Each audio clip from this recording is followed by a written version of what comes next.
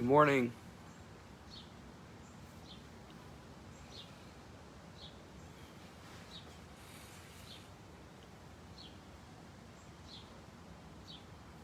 Morning, Denise. How are you?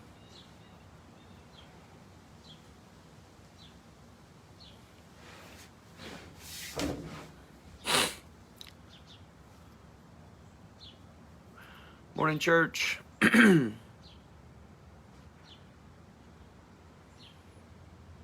This morning is great, Deb.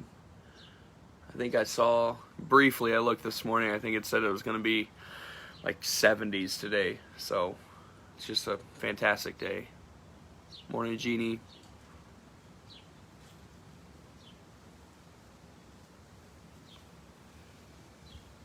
My hair's a mess.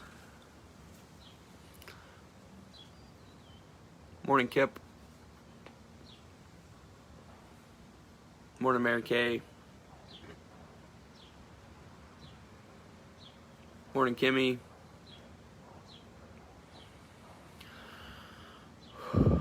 Morning, Cindy and Shirley.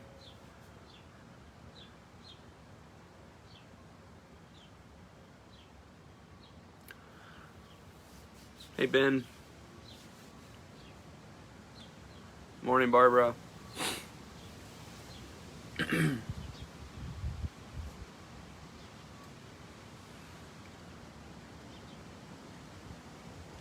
Morning, Doug. It's good to be back on this.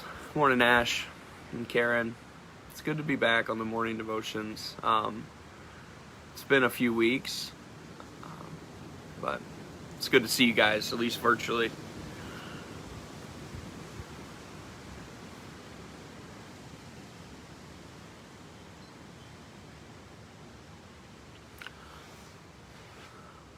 Sorry it's a little bit later. Silas was running around. He does this new thing. Our kid really likes slapstick comedy. So, like, if you bump into something, you just go, oh, like that, and he'll laugh. He'll laugh and laugh and laugh. But now he's started doing it. So he'll go down our hallway and bump into all the walls. So we are having a good time doing that. So, sorry it's a little later. But we're just jump right into it. We're going to be in Psalm 61 today. Psalm 61, verses 1 through 3.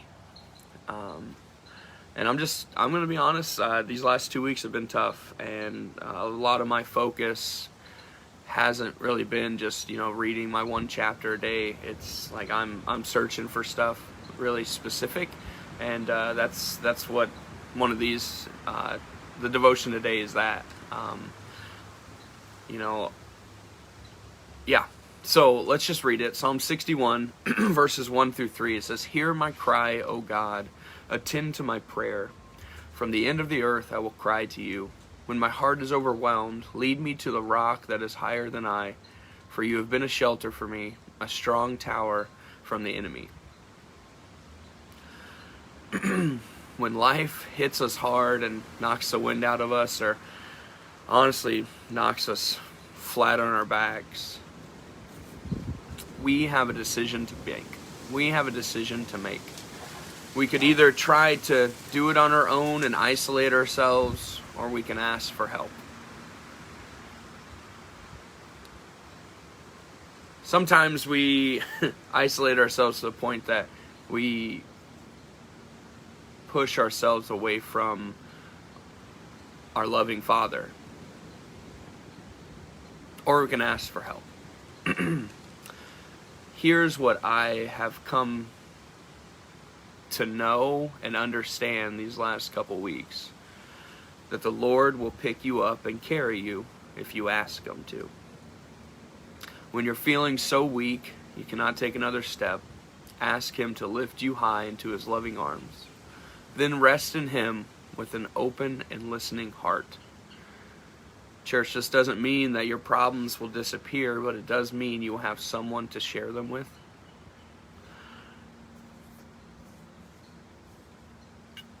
But how do we go about asking for help?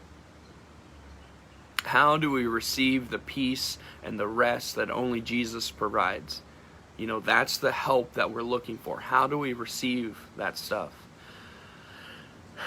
If you go to Matthew 11, verse 28, the instructions are pretty clear. When Jesus says, "Come to me," you must first approach him. Just like David did here in this psalm. He says, "Hear my cry, O God, attend to my prayer. From the end of the earth I will cry to you. When my heart is overwhelmed, lead me to the rock that is higher than I." David is crying out to God, asking God for help. He's asking him to pick him up when he's been knocked down. David's fleeing Jerusalem with what's going on with his son Absalom. So he's running from that at this time that he wrote this psalm. But like David here in this psalm, sometimes it's just not that easy though. Sometimes the hurt is so deep and you don't want to ask him. Like David did here, and like I have had to do, and I know many others have had to do. When life knocks us down, we have to cling to those things that we know about God. Those promises that we know about him. Because we read in Hebrews 13:8 that he is never going to change. Last night I went to Renewal, and that was my first time going back there. I just needed to see the Renewal kids. I wanted to share with them. And we were, during worship, it was Waymaker. I'm gonna mess it up. I always get the order wrong, but Waymaker, Promise Keeper, Light in the Darkness. I can't think of the fourth one. But as I was reading that, or singing that, those lyrics really spoke to me. And I thought of Hebrews 13:8. Like, Jesus is the same today, yesterday, and tomorrow, and forever. Like, him being who he is doesn't change based on our circumstances. So in those really tough times, we have to cling to what we know about him, because he's never going to change. In verse 3, David starts saying things that he knows that God is. He says, "For you have been a shelter for me, a strong tower from my enemy." God is still that shelter, and he's still that strong tower, no matter what the circumstances are around us. And even though you may be in the depths of despair and feel like God is so far away, now is the time to hold on to whatever knowledge you have of him. Cling to those things you know with your whole being to be true, and lay everything you have down at his feet, and experience the rest and peace that only he can bring.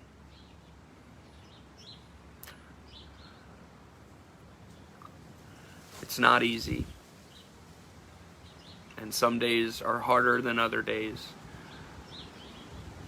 But this is how we are going to experience peace. This is how we're going to experience that rest. We cry out to him, and we ask him for help. We ask him to pick us up. We ask him to fill us with strength and everything that we need to, face this new day. So, church, if you're hurting, I just encourage you not to isolate yourself. Don't walk away from the loving Father. Don't walk away from all the goodness that he has for us. Cling to those promises and press in and ask for help. I love you guys. Have a great day. God bless.